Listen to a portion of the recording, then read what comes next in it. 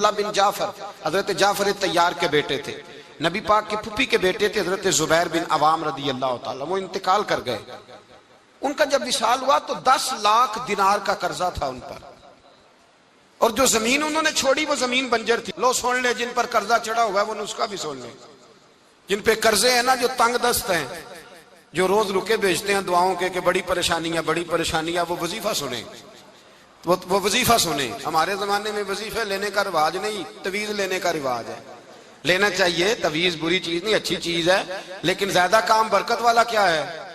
اللہ اللہ کرنا۔ کیا کام ہے؟ سجدہ کرنا برکت والا کام ہے۔ حضرت عبداللہ بن جعفر طیار کہتے ہیں میں نے قرضہ لینا تھا زبیر بن عوام سے، وہ وصال کر گئے۔ میں ان کے بیٹے کے پاس گیا، عبداللہ بن زبیر کے پاس۔ میں نے کہا پیسے لینے تھے، کہا بالکل لینے ہیں، میرے ابا جی مجھے وصیت کر کے گئے، لکھ کے گئے کہ یہ پیسے دینے، اور وہ یہ لکھ کے گئے ہیں، میں زندگی بھر کوشش کرتا رہا ہوں، ادا نہیں ہو سکے۔ بیٹا تیری ذمہ داری ہے میرے قرضے ادا کرنا۔ عبداللہ بن زبیر رضی اللہ تعالیٰ عنہ کہنے لگے میں انشاءاللہ آپ کی رقم دے دوں گا۔ تو عبداللہ بن جعفر طیار کہنے لگے بھائی ہم دونوں آپس میں ہیں، کوئی شے نہیں چھوڑ کے گئے آپ کے ابا جی، کوئی چیز نہیں۔ توجہ ہے میری بات پر؟ یہ صحابہ کا ذرا انداز دیکھیے گا بندگی کا، کوئی چیز نہیں چھوڑی۔ تو حضرت زبیر بن عوام کہنے لگے ایک زمین کا ٹکڑا ہے وہ بھی بنجر ہے، اس میں بھی کوئی کھیتی نہیں اگتی، سبزہ نہیں ہوتا، بنجر ہے، پانی کوئی نہیں، اور وہ اتنی خشک ریتلی زمین ہے کہ بڑا مشکل کام ہے وہاں سیراب کرنا، بے آباد زمین ہے۔ حضرت سیدنا عبداللہ بن جعفر کہنے لگے تو اس طرح کر، وہ مجھے ساری نہ دے، اس میں سے تھوڑی سی مجھے دے دے، میں 10 لاکھ دینار کے عوض وہی رکھ لیتا، تیرے باپ کا قرضہ ادا ہو گیا، دے تو صحیح۔ انہوں نے کہا آپ کیا کریں گے، وہ تو کسی کام کی نہیں، چند کوڑیوں کی بھی نہیں، فرمایا مجھے دے دو، میں جانوں اور میرا کام جانے۔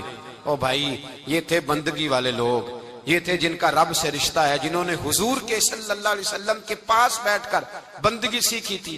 کہتے زمین کا ٹکڑا لے لیا، بنجر بے آباد ریتلی زمین، جب میرے حصے میں آئی پہلے دن اپنے غلام سے کہنے لگے جو جگہ تجھے زیادہ سخت لگتی ہے نا وہاں میرا مصلی بچھا دے، جو تجھے زیادہ بنجر بے آباد لگتی ہے وہاں مصلی بچھا۔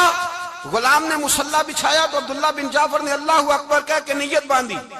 یہ حضرت جعفر طیار کے بیٹے ہیں، حضرت علی کے بھتیجے، انہوں نے نیت باندھی نماز کی، سر سجدے میں رکھا، رونے لگے، کہنے لگے اللہ میں بھی تیرا بندہ اور جس سے لینے تھے وہ بھی تیرا بندہ، خدا بندہ ہمارے درمیان مہربانی فرما، کرم نوازی کر، رحمت کا فیصلہ فرما۔ اتنا روئے کہ مصلی بھیگ گیا۔ کہتے اتنا تڑپ رہے تھے کہ صحابہ اکٹھے ہو گئے ان کے گرد، مصلی بھیگ گیا۔ جب بھیگا ہوا مصلی نماز مکمل کر کے اٹھایا نا، کہتے مصلی اٹھایا تو نیچے سے اللہ نے پانی کا چشمہ جاری فرما دیا، اللہ نے پانی کا چشمہ جاری کر دیا۔ فرمایا بناؤ حوض، کرو کھیتیاں سیراب۔ فرماتے ہیں جہاں ایک درخت نہیں اگتا تھا اللہ نے پورا باغ اگا دیا، جہاں ایک پھل نہیں ہوتا تھا وہاں عالی شان پھل لگ گئے، قرضے بھی ادا ہوئے۔ حضرت زبیر بن عوام کے بچوں کے پاس مال دولت بھی بچ گیا۔ لوگ جب کہتے ہیں یہ ساری کس چیز کی برکت ہے، اور فرماتے یہ ساری سجدوں کی برکت ہے، یہ رب کی بندگی کی برکت ہے جی، اس کی بارگاہ میں نماز پڑھنے کی مسلمان توجہ نہیں کرتا، توجہ نہیں۔ جاگ رہے ہیں آپ حضرات؟ یہاں کوئی حکومت اعلان کرے نا کہ ہر نماز کے بعد 500 روپیہ، کتنا جی؟ میرے خیال ہے کسی بھی نہیں ہونا مسجد۔ او خدا کے بندو بات سمجھو، رب فرماتا ہے تو مسجد آدھا میں تجھے برکت عطا کروں گا، میں تجھے برکت دوں گا۔ میں ایک صحابی کہتے ہیں مجھے اکثر یہ حضور کا فرمان سنتا تو میرے دل میں خیال آتا آخر اللہ کس طرح برکت دیتا ہے، اللہ آخر۔ ایک صحابی کہتے ہیں نبی پاک صلی اللہ تعالیٰ علیہ وسلم نے فرمایا عبادت کرو اللہ برکت دے گا۔ میرے دل کے اندر خیال آیا کس طرح، آخر اللہ کس طرح سے نوازتا ہے، رنگ کیا ہے؟ کہتے میں یہ بات سوچ کے نا تو مجھے قضائے حاجت کی حاجت ہوئی، پخانہ پیشاب کے لیے میں نکلا تو ایک جگہ دور جا کے میں بیٹھا کھیتوں میں، دور جا کے کہتے میں پیشاب کر رہا تھا تو ایک چوہا اپنے بل سے نکلا اور ایک ہیرا میرے پاس رکھ گیا، میں پیشاب کر رہا ہوں، کہتے پھر گیا اندر تو ایک ہیرا اور رکھ گیا، پھر گیا تو پھر رکھ گیا، پھر گیا تو پھر رکھ گیا، کہتے 15 ہیرے چھوڑ گیا۔ اب میں فارغ ہوا، وہ ہیرے اٹھائے، گھر نہیں لے کے گیا، مسجد نبوی میں گیا کہ حضور سے پوچھوں میرے لیے جائز بھی ہیں کہ نہیں؟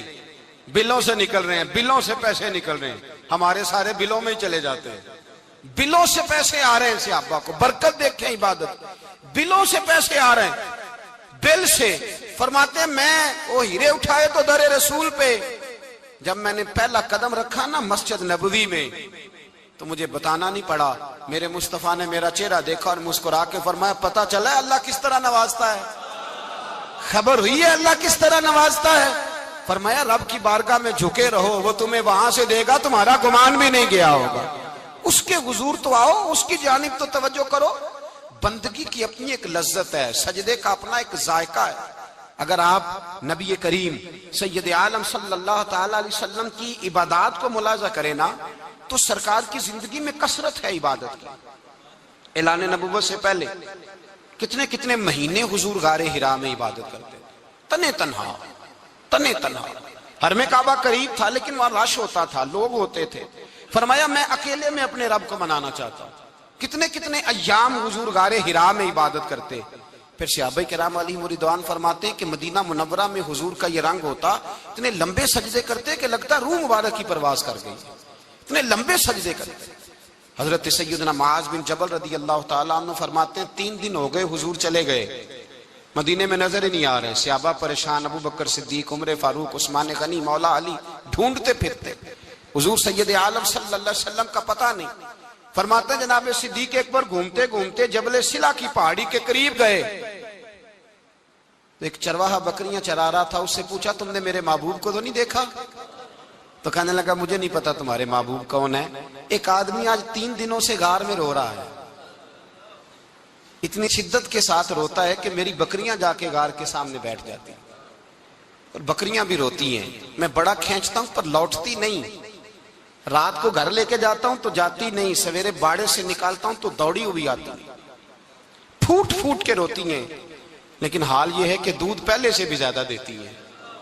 حضرت ابو بکر صدیق کہنے لگے یہی تو میرے رسول پاک علیہ السلام کے نبی ہونے کی علامت ہے۔ اس صحابہ کو بلایا، 3 دن سے حضور سجدے میں ہیں۔ کتنے دنوں سے؟ یہاں سجدہ لمبا ہو جائے تو امام کے پیچھے لوگ بھاگنے لگتے ہیں کہ صاحب آپ تو فارغ ہیں، مجھے تو ڈیوٹی پہ بھی جانا تھا۔ 3 دن سے حضور سجدے میں، اتنا طویل سجدہ، اتنا طویل۔ صحابہ کہتے ہیں قدموں میں جا کے لگے، محبوبہ بس کریں آ جائیں۔ حضور نے فرمایا رب نے سورہ ہود نازل کر دی ہے، سخت حکم آ گئے ہیں۔ وہ کہتا ہے میں تیری امت سے حساب پوچھوں گا، میں اپنے رب کو منا رہا ہوں، بکر جاؤ مجھے منا لینے دو۔ حضور نے ہمیں بتلایا ہے کہ رب کو سجدہ کریں تو رب مانتا ہے، اس کو منانے کا طریقہ سجدہ کرنا ہے، جھکنا ہے، عبادت کرنا ہے۔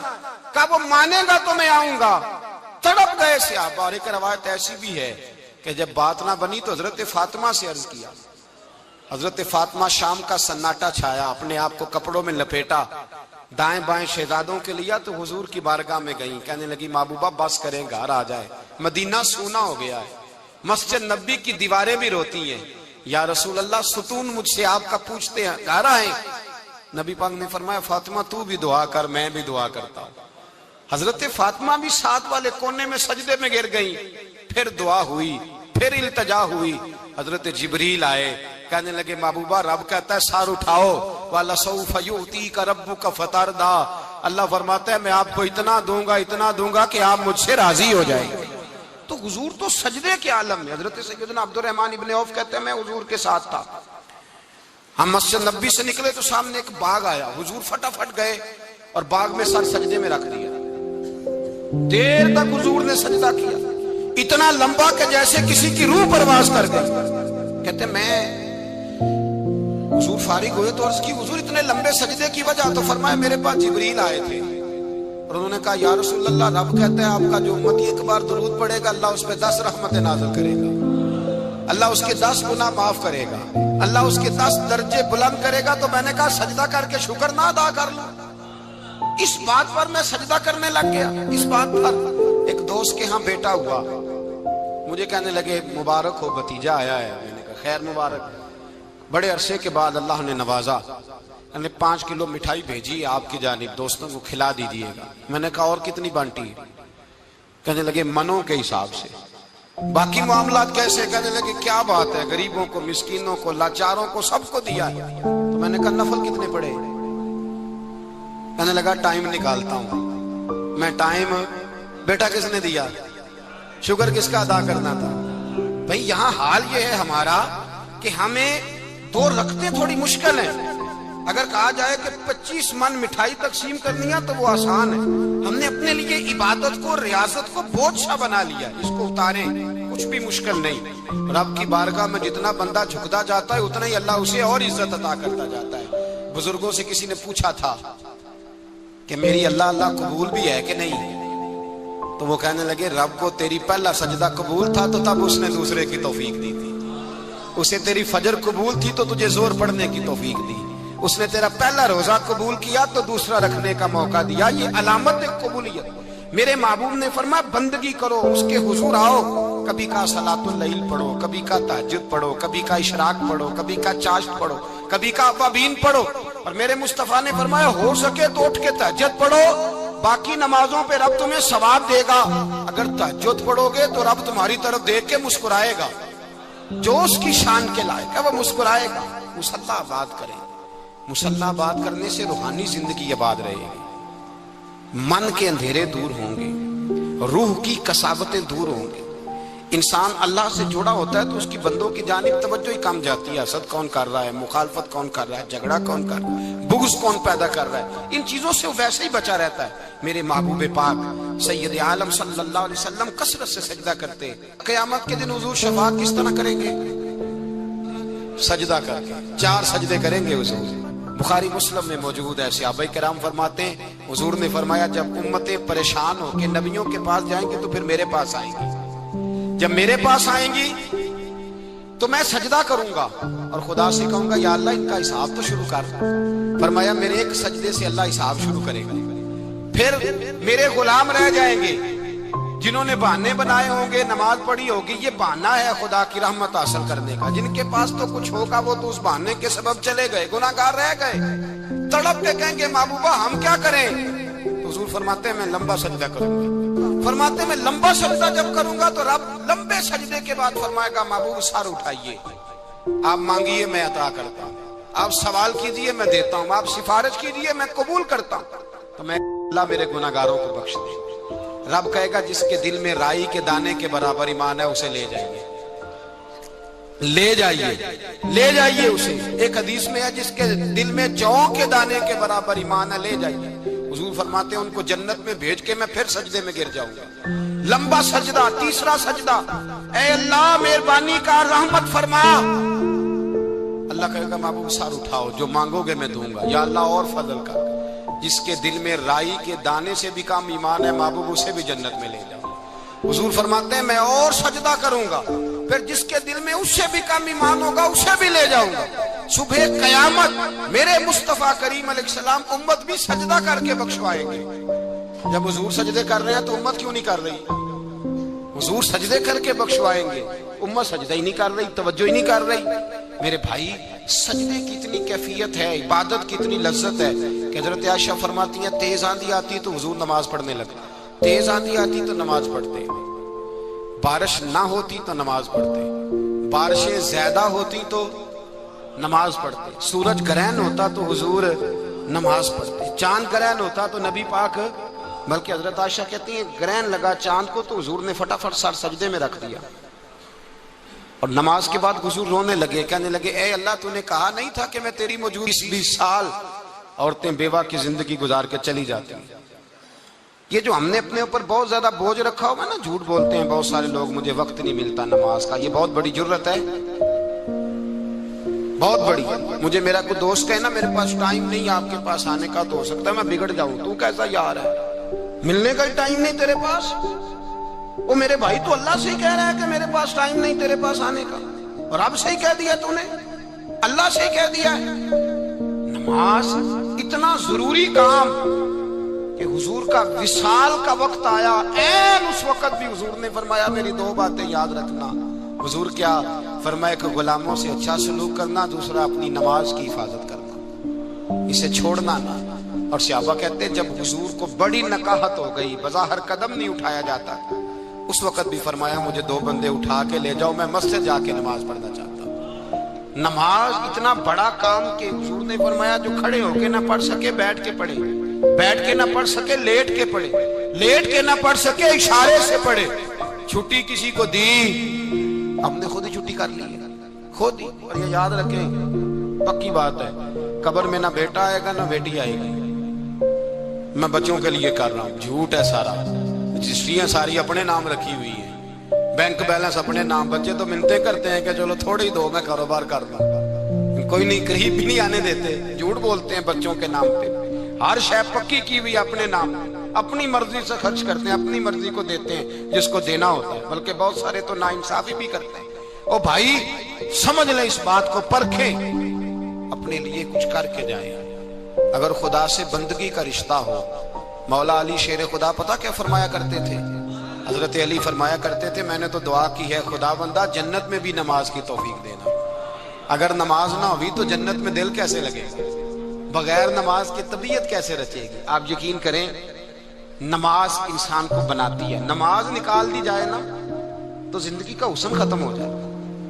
लोग टाइम देते हैं 3 बजे का, 4 बजे का, 5 बजे का, लेकिन मजहबी लोग टाइम देते हैं जोर के बाद का, असर के बाद का, फजर के बाद का। मुसलमान की तो तरतीब ही नमाज से शुरू होती है। नमाज कब फर्ज हुई? मेराज की रात कब फर्ज हुई जी? लेकिन हुजूर जब गए ना हरम शरीफ, यहां भी नमाज पढ़ा के गए। लेने जा रहे थे नमाज, लेकिन मस्जिद अक्सा में भी 2 रखते पढ़ा के गए। अभी नमाज आनी थी, हुजूर उससे पहले नमाजें पढ़ा रहे हैं। तो नमाज का तो रिश्ता है, नमाज से तो ताल्लुक है। नमाज, हजरत सईद बिन मुसय्यब रज़ी अल्लाह ताला अन्हु फरमाते, यजीद की फौजों ने जब मदीने पे हमला किया तो उन्होंने घोड़े बांध दिए मस्जिद नबवी में, 3 दिन तक नमाज ना होने दी माज़अल्लाह। फरमाते मैं दीवाना बन के हुजूर की कब्र के पास बैठ गया। मैं दीवाना बन गया कि वो मुझे पागल और दीवाना समझ के छोड़ दे। फरमाते कसम अल्लाह की इज्जत की, जब नमाज का वक्त आता था हुजूर की कब्र से अजान की आवाज आती, कब्र अनवर से जमात कराने की आवाज आती थी, कब्र के अंदर से। होया मेरे मुस्तफा, शायद इसीलिए हुजूर ने 2 गुलामों को साथ रखा है, अजान भी होती रहे, जमात भी होती रहे।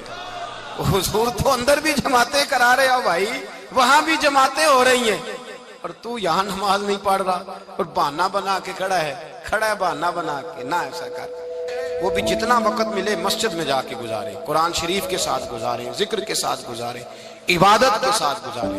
अपने आप को ज्यादा से ज्यादा इबादत में मसरूफ करें। ये अल्लाह के साथ रिश्ता है। इबादत नहीं तो बंदगी काहे की? बंदा बंदगी से है, बंदगी बेबंदगी शर्मिंदगी, बंदगी बाबंदगी ताबिंदगी। बंदा बंदगी के साथ होता है, बंदगी ना की तो फिर बंदा कैसे रहा? अपने आप को बदले, तब्दील करें। अल्लाह आपको बरकत अता फरमाए। इस बात दा पानी मिले हर रगे हर जाई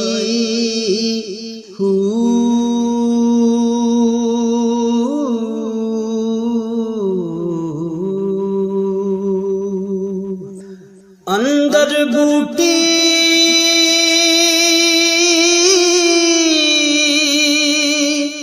मुश्क मचाया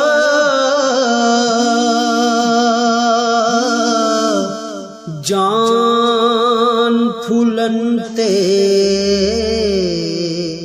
आई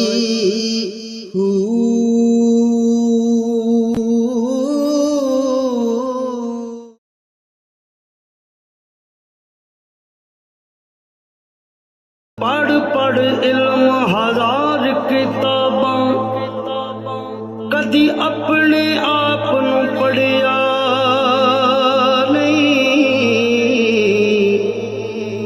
भज भज वड़ना वड़ना